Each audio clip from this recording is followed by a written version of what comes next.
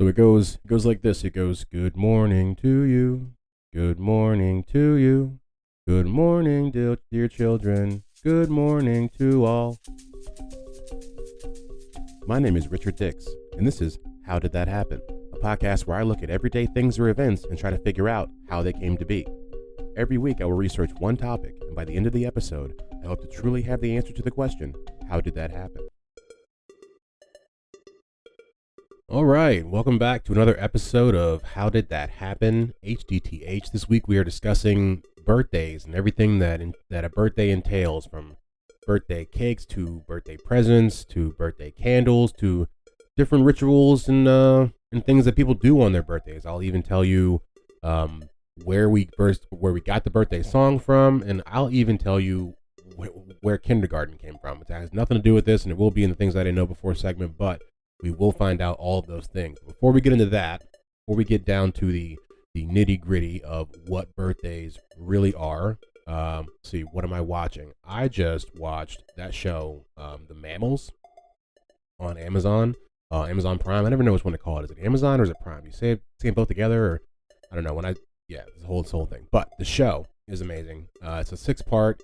You know, I like those people who listen. I like a lot of European television. This one is set, I believe it's set in Britain. I'm not 100% sure. It's shot differently. It's just starring James Corden, and he's married to a French woman, and it's like this whole little back and forth about infidelity. And I don't know, she brings up some really good points even after, you know, she's quote unquote caught in the act, which she says you'll see in this show she wasn't. And there's a twist that I'll leave for the rest of you to find, but she really does make some points about infidelity and where your mind goes, and the idea of if you've already cheated in your mind, what difference does it make if you cheat in person? Which, I mean, obviously is a nuanced idea. There's a lot of different layers to that, but it's not crazy. And then I just watched last night, I watched Run, Sweetheart, Run, also on the Amazon or Prime Amazon, whatever you want to call it. And it was good. It's like a sneak vampire flick. It's you don't know, and unless I miss something, dude's a vampire. And I don't know, it kind of took something away from it when I found that out. Because I recently just watched another movie, I can't remember what it was called, but it was the same kind of concept of like this really rich guy who calls people to his house, and all of a sudden they get murdered, no one knows what's going on, but he was just a murderer. But when you add the supernatural part to it, I don't know, it almost makes it, I don't know, it takes something out of it maybe for me, but it was still a pretty good movie. My one main gripe with it, and if anyone wants to put in the comments as to what was going on or explain this to me, I mean, they lit him on, well, I guess spoiler alert, sorry. They lit him on fire at the end of the movie, and it was this whole like long trail of his blood, and then they lit the trail, and it was as if he was leaking motor oil. I don't know how else to describe it. In all my times of watching vampire flicks, I've never seen that, so I was kind of took me out of it for a second. But that's what I'm watching. Quick plug for the minisodes, bite-sized bios. Last week's episode was about Chuck Norris. Learned a lot about him. Gonna try to keep doing different people that I don't think are being profiled on other podcasts, or, you know, you're not gonna find too many Chuck Norris documentaries out there or any other stuff, you know. So I got the next person that's coming up is also someone who's just, I don't know, I don't feel like people are talking about them as much as I would like for them to be talked about. So it's where we're gonna dive into their lives here on HDTH and bite-sized bios. And one more thing before we get out of here, this is the 50th episode. 50. We finally reached 50 episodes. I'll be honest, I never thought that would even happen. I really didn't. About 6 months ago, I was pretty sure I was going to stop the podcast altogether, but I didn't. You know, we keep going, and I think we get new people here every week who love to find out how things happen, the same way I do. So yeah, I mean, I appreciate all you guys who've come back time after time. We are at episode 50 and hoping to do 50 more. Let's see.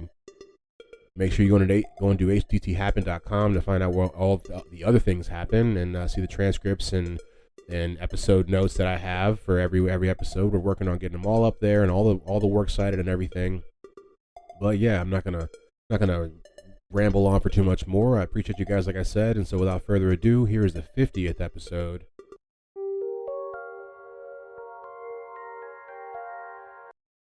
So this whole episode is going to be about, it's going to be all encompassing as far as birthdays go. For the first idea for the topic for this episode was going to be birthday cakes, but then I realized in the way this podcast is expanding is I really wanted to just cover all the different aspects that go into birthdays, like the idea of a birthday, and that's where we're going to start right here. Birthday traditions date back to the ancient Egyptians, who believed that when pharaohs were crowned, they became gods. So their coronation day was their birthday. So it wasn't like the same thing, the same way as we look at it as basically, whereas like it's the day you came out of your mother. That's for us. For them, it's the day you were crowned as gods, and this was more just for like the actual pharaohs and not the regular people. It doesn't say that they actually exchanged gifts on this day, and we'll get to the idea of gifts later. But it seems to be just more of a celebration. And basically, from that point, from having the celebrations about the quote unquote God Day, kind of eventually, like most things, start with the wealthy and then trickle down to the common man. And now we celebrate birthdays with cakes and gifts and songs and all that, and we're definitely going to get to that. So that brings us to the idea of birthday cakes. Birthday cakes started in Germany in the 1400s, give or take, because of a festival called Kinderfest, where each year the child would receive a cake and one candle on the cake for every year of their life, and then one extra one to symbolize the upcoming year for luck. But still not at this point have gifts come into the mix. It's just the cakes. And so Kinderfest, I believe it's still celebrated today in Germany, but it was a very big festival back then for all the children in whatever village that you were in. Everybody would come out. All the kids would get a cake. So that is really kind of the first. It's not the first time that we see cakes and candles together, but it's the first time that we see, I think, really like the idea of a birthday cake symbolizing your birth year. Kind of celebrating that. And also it being, I don't know, like a positive experience. I'm not sure, because we're gonna see. I mean, I guess they're all positive, but we'll get into like how the Greeks and the Romans, how we even get candles onto a cake. But this is believed that the first actual birthday cake was made in Germany in the Middle Ages, and it wasn't quite like what we would consider cakes. I guess that should be mentioned as well. Cakes were originally more of a coarse bread-like product. And they became sweeter later on, as time goes on. That actually comes right around the 17th century when we start to get more sugar in cakes, because I mean it's really they say it's the Industrial Revolution that allowed for the widespread use of sugar, because before then sugar was also something that only the wealthy had access to. So nobody was making sweet cakes because nobody had sugar in their house anyway. And so by the 17th century, cakes during that time began to develop many of the aspects of the contemporary birth cake that we know now, like multiple layers, icing, decorations. But these, like I said, basically until we hit the Industrial Revolution, only really are available to the wealthy. I mean, maybe a poor person got one every now and then, but it's definitely very much more common with people who had money. Let's see. The phrase "Happy Birthday" would not appear on cakes until we get the actual Happy Birthday song, which is quote unquote called Happy Birthday to You. That is a whole thing in itself. I will explain to you the origins of the birthday song, and it's probably the most interesting thing that I found out when I was looking all this stuff up, because it has to do with like lawsuits, and we'll get there. But now we're going to talk about why we put the candles on the cake. We're going to just kind of break this whole thing down, like I said, piece by piece. And so one theory is that the history of putting candles on cakes began in ancient Greece. The Greeks would make round cakes to honor Artemis, the goddess of the moon. And so the Greeks set to baking moon-shaped cakes and decorate them with, you guessed it, candles, right? So they shone like the moon. So the whole idea was to bake a cake in the shape of a moon and then put candles on it so it would be just as bright as you see the moon in the night sky. So the lit candles on the cake represented the glow of the moon, and the smoke from the candles carried their prayers and wishes to the gods who lived in the sky. It's a very, very elaborate scheme here to try to get, I guess, all your thoughts and prayers out to your gods. But that is believed to be where we get the actual idea of putting candles on a cake. I mean, there's multiple theories. There's really, when you look at it, I think it's then when we see the way that cultures intermingle with each other as time goes on, I think this all or as I say, I mean, two things can be true at once. But I think this is just because so many other cultures have versions of this that are basically the same thing, or you know what I mean. It's like then we've seen how much European culture has taken from the Greeks and the Romans, so it's not surprising at all that this would because I think someone said that it may have started in Germany, but it's like okay, but what was Germany before? It was Germany. I mean, not to get too deep or whatever. I'm not a historian, but you know, like I said, they took all their or not all of, but some rituals from the Greeks and the Romans, and this could just be one of them. It's going off on a tangent. We're going to bring it back though. Let's see. So, like I said, other people believe that the tradition actually started in Germany, where a candle was supposedly placed on the cake to represent the light of life. And I mean, I believe that, and they definitely, you know, were the pioneers in birthday cakes. But the whole Greek thing sounds a little more realistic to me. And for whatever reason, in 2017, the good people of Clemson University studied whether or not people, you know, basically put bacteria on the cake when they blew out the candles. And I don't need to hide the answer from you. You probably already know it. The answer is yes. That's not surprising, nor do I think it should be the basis of a study of any kind. But when I read that, I was just like, wow, that's someone had to green light that, had to pay for that.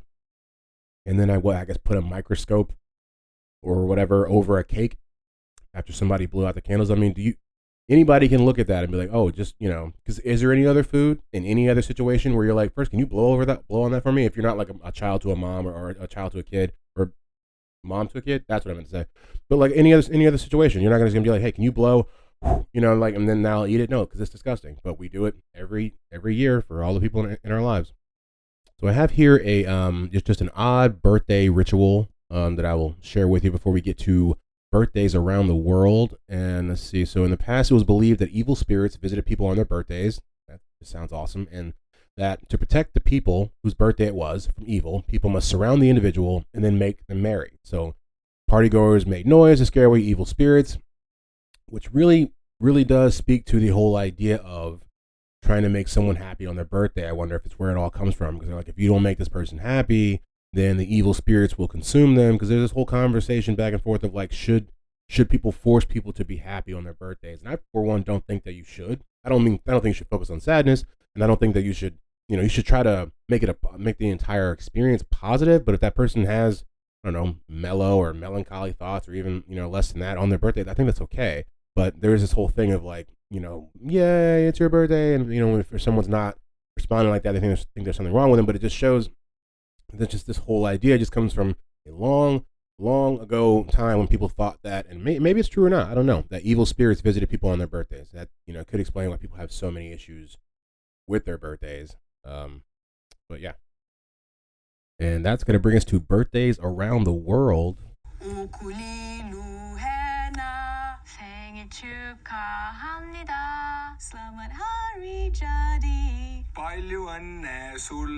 And that was a bunch of people singing the happy birthday song in all their native languages. I think at least one of those was Chinese. I forget all the others that were in that little group right there. But I will post the video that where I got that from. You can check it out. It's actually pretty cool to see. They sing like, I think it's like 70 different people or 70 different languages and countries sing their version of a birthday song. I just picked that little sound because I thought it worked for this specific segment. But yeah, so we'll get the birthdays around the world. When you're in a Chinese birthday party, you would be given what's called a shao tao. It's one of those. It's definitely one of maybe. But it's a birthday pastry, right? It's a lotus paste filled bun made of wheat flour and shaped and colored to resemble a peach, which sounds pretty cool. And rather than having one big cake like we do in the West, each guest gets their own shabao. In Western Russia, which that's, if you watch that video with the 70 different countries, when they do the Russian lady, it's just, you're just like, what are they doing in Russia, man? No offense, don't come find me, Putin. But in Western Russia, and that was just about the song, and this is not, you know, that wild what they do here with the birthdays. But in Western Russia, birthday children are served fruit pies with a birthday greeting that's carved into the crust. And the Swedish birthday cake is made like a pound cake, which sounds really good. I always enjoy a good pound cake. It's often topped with marzipan and decorated with the national flag. That's a very nationalist way of celebrating your birthday. Dutch birthday pastries are fruit tarts that are topped with whipped cream. So basically, depending on where you're at in the world, birthday cakes take on whole different shapes, sizes, and I guess even services. I don't know. But that's going to bring us to birthday presents. And so gifts have been given for all of human existence, and even before that, in the animal kingdom, there are certain, organisms and animals that do, function that give versions of gifts. Basically, you could say it's not going to be like an iPad or something like that, but it'll be like, food or something, But the tradition of giving gifts on birthdays did not start till much later. Some people believe that it started with the Persians, and that this was observed by the Greeks, who then brought it into Greece. Like I said, things just get passed on. It gets passed on, and later on, the Romans would also have their own version of gift giving when it came to birthdays. But it's thought that the gift giving is also a part of the warding off the evil spirits, which is kind of like what I was saying earlier. So like it all plays hand in hand. Of like, I guess a long time ago, and I mean, and it may be true. So there are some people who get really somber on their birthdays, and I really feel for them. I've never had that many great birthdays in my life either. I don't know if that's the evil spirits, or maybe I wasn't getting enough gifts, hint hint, to ward off these evil spirits. But so that's like that goes along with the same idea of being merry and trying to make people happy and give them gifts so the spirits go away. And it was believed that the spirits threatened to harm the birthday boy or girl on their special day, and they were mainly gifts to ensure prosperity and safety over the next year to come. They would normally include presents. They've always kind of been things like money, clothes, and food for the most part. Let's see, I do have some international gift giving etiquette, if you will, kind of. So we'll start in China. So again, in China, the gift giving is a bit of a numbers game. As an example, anything to do with the number 4 is bad, right? You don't want to do that. And as in China, it sounds similar to the word death. So if you're giving something that kind of sounds like death, nobody wants that. So after receiving a red envelope, children will customarily tuck their envelopes under their pillows for 7 nights as a wish for good luck. But it says here the birthdays aren't formally celebrated until one turns 60, which is interesting. I'm not sure how that quite means. And then we get to India, and so they say in India, left hands are considered unclean, which I wonder why. I wonder honestly if it goes back to the toilet paper episode that we talked about, where it was in the Middle East, but not India, but they're pretty close enough to have similar cultures in certain aspects that they in the early Middle Eastern culture, it was normal, I believe, to wipe with your hands, right? So you would have like a wipe hand and a non-wipe hand. That's just thinking about why they would consider left hands to be unclean in culture. Yep, and now it's bugging me, so I gotta look it up. Google break. Taking a break to Google. Google break. Taking a break to Google. Yeah, and it turns out I'm actually kind of right. I wouldn't say 100% right because I don't want to just claim that, but it's definitely the unclean hand because it's used when you go to the bathroom and like cleaning like your feet and stuff like that. So it's like that's the hand you use for all like your body. So don't touch me with that kind of thing.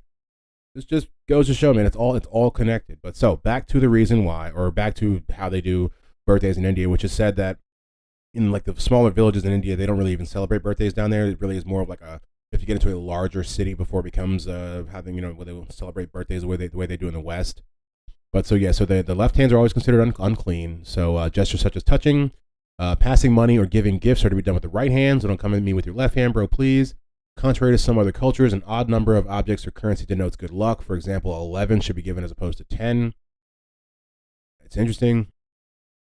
Let's see. We get to Japan. There are staunch traditions when it comes to gifting etiquette in Japan. One of the guidelines stipulates that presents should be refused up to 3 times before they get accepted, which is, I don't think I could get up to 3 times before I refuse.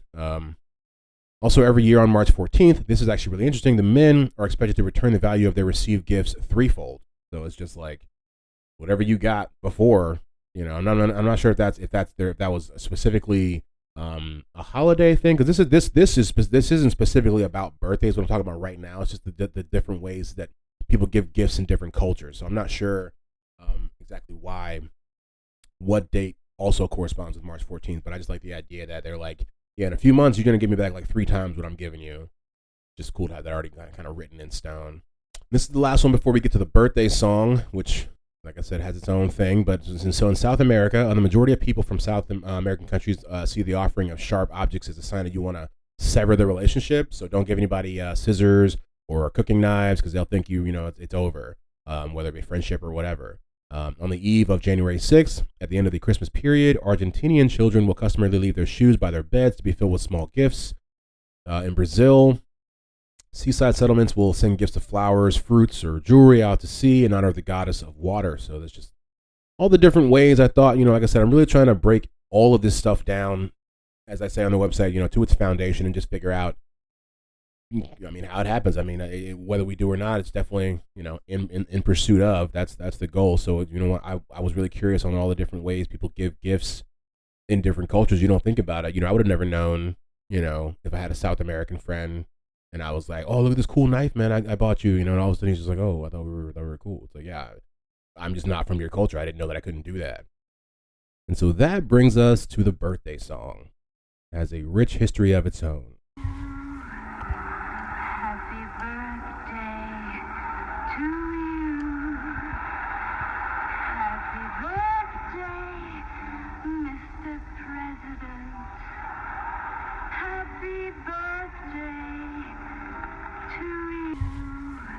So, the birthday song, Happy Birthday to You, as it is formally known as, is a song that is traditionally sung to celebrate a person's birthday. And according to the Guinness Book of World Records, which we just recently did an episode on them, it is the most recognized song in the English language, followed by For He's a Jolly Good Fellow, which it really is surprising. And maybe it's a generational thing. Maybe all going out now, that everyone knows that at least the tune of that when you say it that way.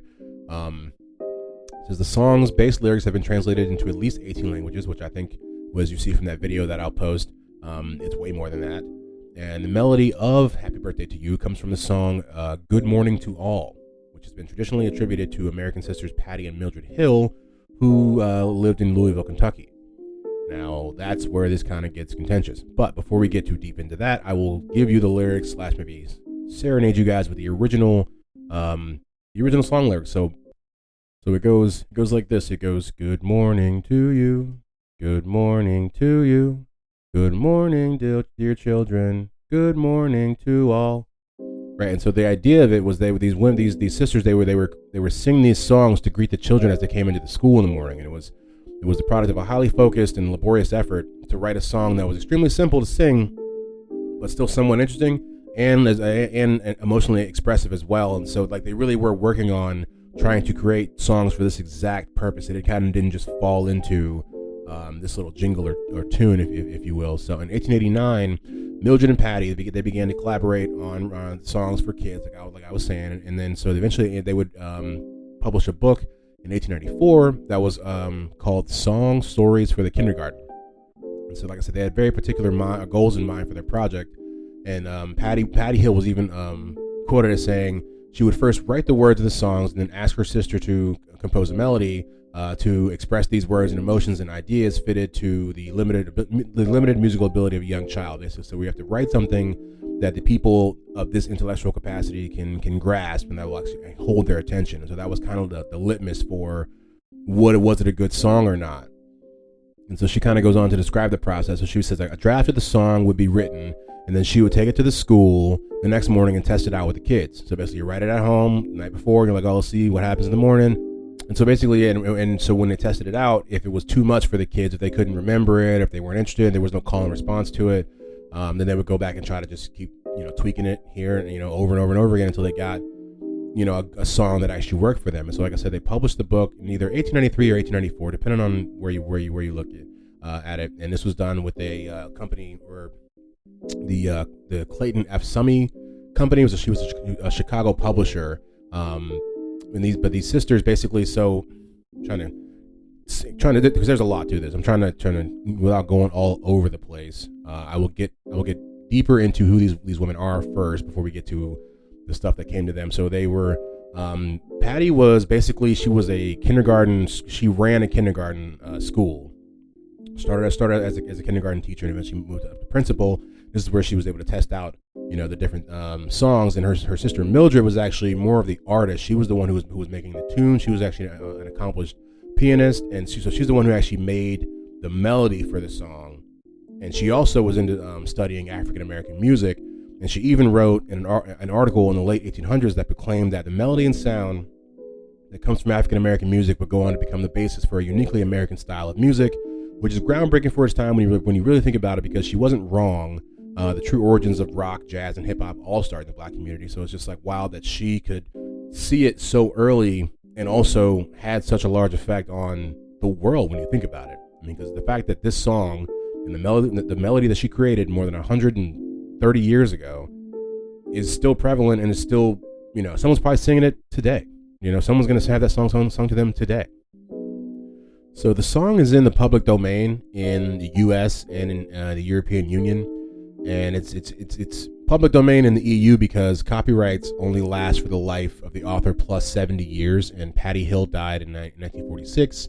So as the last surviving author, the copyright actually expired in 2017. Now this story in America is a little more hairy. And that's almost what I was about to get into earlier. But basically, when they published the song in 1893, the people who did it, basically, they kind of maintained the rights to the song, and then they were bought by this company named Chappell Music, and they held the rights for a long time. And then Warner Brothers in the late 80s actually bought that company. So they were a subsidiary of Warner Brothers, like Warner Brothers, the WB, and they claimed that they claimed that they had the rightful copyright for this. And what's wild is they were charging people fees to use the song. So basically, up until 2015, you had to pay to have the birthday song used basically in any space that wasn't, how do they put it, where the majority of people there were not performers or were performers. So like if someone's on a stage singing happy birthday, you got to pay. But if you're 40 people at a park, then you're just at a birthday party, no. But if it shows up somewhere, which is different, it's different now, you don't have to pay for it because it's in the public domain. But back then, only 7 years ago, it was still basically you still had to pay for it to be used. And so it goes to court. It goes all the way up to the Supreme Court, and it's found that the actual copyright is invalid because the people, basically nobody really had any claim over it for the last 100 years, because I forget the exact, it gets real legal, but it's something to the effect of like, since the original copyright was never renewed like 100 years ago, then it basically fell into public domain right then, but nobody would say that because they wanted to make money off of it. And there are plenty of people, Warner Brothers had to pay out to the tune of like $14 million back to people who paid to have it in their song or to have it in their movie or to have it in their performance or just or whatever. So it's, you would never, and there's still that a lot of people still want to say they don't know who wrote the song. After reading it, after reading a lot about it, I honestly believe that the two sisters wrote the song, because the only other theory, I forget the guy that made it up, but he's saying like, I don't know, it said that it sounded so much like other songs from the past. I forget the songs he uses, but it's like, I don't know. I don't think it makes more sense to me that women who were working to try to do something to make a catchy song that everybody could understand, that they succeeded in that it is a catchy song that everybody can understand. All right, we got a couple interesting facts about birthdays and the birthday song, and then we'll get out of here and move on to the next segment. So it didn't take long for the song to appear in films after it was already kind of made, which was only about 40 years later. I think in 1931, the Happy Birthday song was actually sung and appeared in a Broadway musical called The Bandwagon. So that was, it had only existed for about less than 40 years before it showed up in Broadway. And Walt Disney had to pay a $5,000 fee to use it in a parade, and the royalties charged on a scene of an MLK documentary, which was called Eyes on the Prize. It was so expensive that when they tried to bring it to DVD, they just chose not to do it, right? Which is crazy when you realize that it was already in the public domain. So like they didn't have to.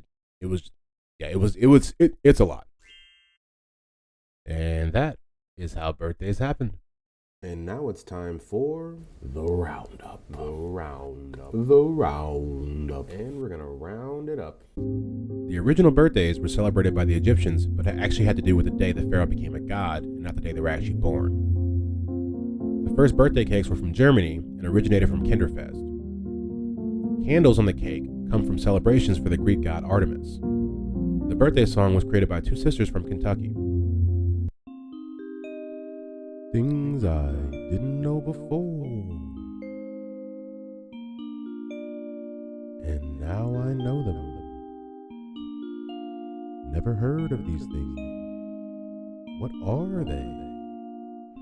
All right, so for the things I didn't know before, I just have one, but I think it's a pretty big one. It's one that I actually sought out once I started doing this research, because it occurred to me that I didn't know anything about this either. It is about where the word kindergarten comes from. And so the word kindergarten comes from the German language. Kinder means children, garden means garden, and the term dates back to the 19th century. There was a man named Friedrich Froebel in the early 1800s who started the first kindergarten, which is literally translated to garden for children. Excuse me, and it was actually in 1840. And according to him, and this is actually a pretty cool concept. I think actually when I read it, I thought it was going to be some BS, but he's quoted as saying, children are like tiny flowers, right? They are varied and need care, but each is beautiful alone and glorious when seen in the community of peers. So his idea was literally, he's kind of comparing children to flowers, and so he's creating a small place for children to go and to grow into people, basically. And this is a kindergarten, a children garden. And so really before 1840, children under the age of 7 didn't really go to school that much. And this was part of it had to do with the idea that they thought from early childhood, it was believed that until you were 7, you didn't have the ability to focus or develop cognitive and emotional skills. So there was just the school of thought back then. Is that they're not developed enough to grasp anything. So what he actually did, he really founded an early education program for young children, which he called kindergarten, and it was literally a garden. It was a space where children could develop and flourish freely, and have self-directed play under the guidance of the teacher. And so the place was filled with different objects that they could play with. It was basically designed to help children to appreciate patterns in nature and introduce them to basic concepts of science, geometry, and architecture. So it really was, what I found to be the most interesting about this whole thing is that literally he created a garden for kids and was like, this is where we're gonna nurture their minds. You would never think. I wouldn't think. But yeah, so that's why it's in the things I didn't know before.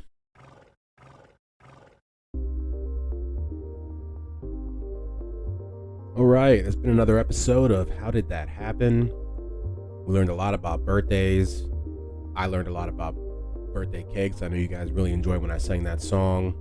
Like I mentioned earlier, glad to have gotten to 50 episodes. I can honestly tell you that I have 50 more episode ideas, so I'm not stopping anytime soon. We're just gonna keep putting out these episodes, finding out how things happen every Monday at 4:30 a.m. And then the bite-sized bios will also be released Thursdays at 4:30 a.m.